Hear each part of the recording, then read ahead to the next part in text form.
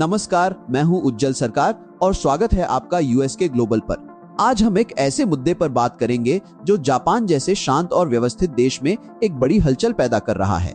कल्पना कीजिए, एक देश अपनी व्यवस्था और कानूनों के लिए जाना जाता है और वहां अचानक एक मस्जिद को इल्लीगल घोषित कर उसे गिराने का आदेश दे दिया जाता है। यह सिर्फ एक बिल्डिंग को गिराने का मामला नहीं, बल्कि जापान की सख्त कानूनी व्यवस्था, उसकी बदलती डेमोग्राफिक्स और ग्लोबल माइग्रेशन के बीच एक गहरे जियोपॉलिटिकल सवाल का प्रतीक है। आखिर जापान में ऐसा क्या हुआ कि एक पाकिस्तानी मस्जिद पर डेमोलिशन की तलवार लटक गई? इस पूरे घटनाक्रम के पीछे की कहानी क्या है और इसके परिणाम क्या हो सकते हैं, आइए विस्तार से जानते हैं। सबसे पहले बैकग्राउंड समझते हैं। जापान अपनी यूनिक कल्चर, शिंटोइज्म और बुद्धिज्म जैसी प्राचीन परंपराओं के लिए जाना जाता है। यहाँ पर इस्लाम का प्रसार बहुत कम रहा है। 12 करोड़ की आबादी वाले जापान में मुस्लिम आबादी 1% से भी कम है। ऐसे में जब जापान में कोई मस्जिद बनती है तो वो अपने आप में एक चर्चा का विषय बन जाती है। हाल ही में टोक्यो में एक पाकिस्तानी मस्जिद का उद्घाटन हुआ, जिसमें जापान में पाकिस्तान के एम्बेसडर ने भी शिरकत की।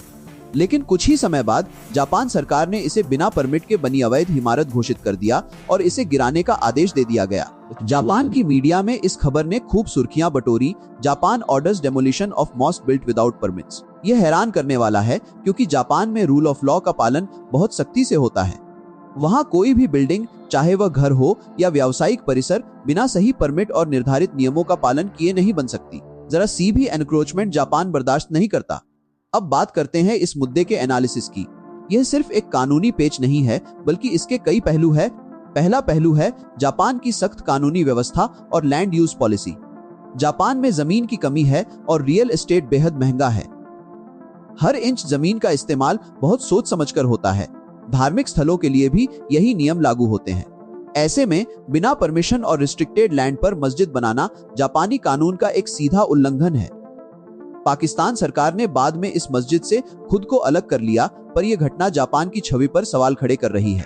दूसरा पहलू है जापान की बदलती डेमोग्राफिक्स और प्रवासन का दबाव। पिछले कुछ सालों में जापान में मुस्लिम आबादी तेजी से बढ़ी है। 2019 में जहां यह आंकड़ा 2,30,000 के करीब था, वहीं 2024 के अंत तक यह बढ़कर 4,20,000 के आसपास पहुंच गया है।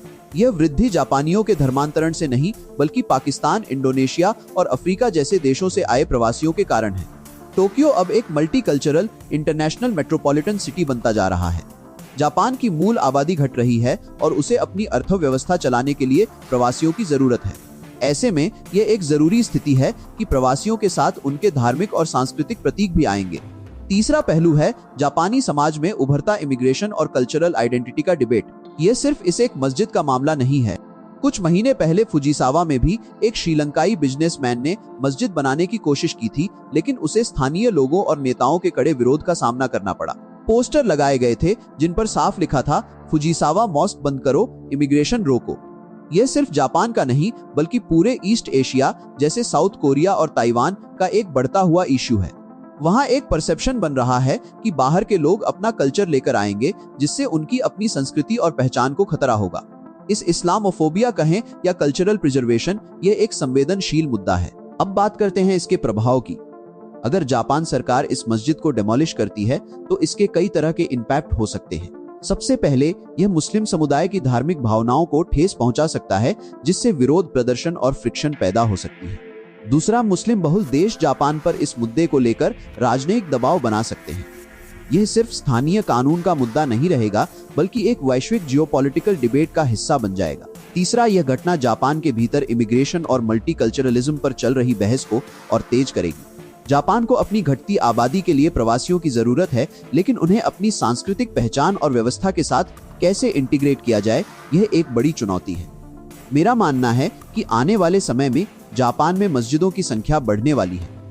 जापान की नेटिव पॉपुलेशन लगातार घट रही है और उसे फंक्शनल रहने के लिए इमिग्रेंट्स लाने ही होंगे। इनमें से कई इमिग्रेंट्स इस्लाम को फॉलो करते हैं और स्वाभाविक रूप से वे अपने धार्मिक कल्चर को वहां स्थापित करेंगे। बड़ा सवाल यह है कि क्या यह सब शांतिपूर्ण तरीके से होगा, या हम आगे चलकर जापान में कल्चरल फ्रिक्शन देखेंगे। यह जापान के लिए अपनी पहचान को बनाए रखते हुए ग्लोबल रियलिटी को स्वीकार करने की एक अग्नि परीक्षा है। यह मुद्दा आने वाले समय में अंतर्राष्ट्रीय मंच पर और भी महत्वपूर्ण होता जाएगा।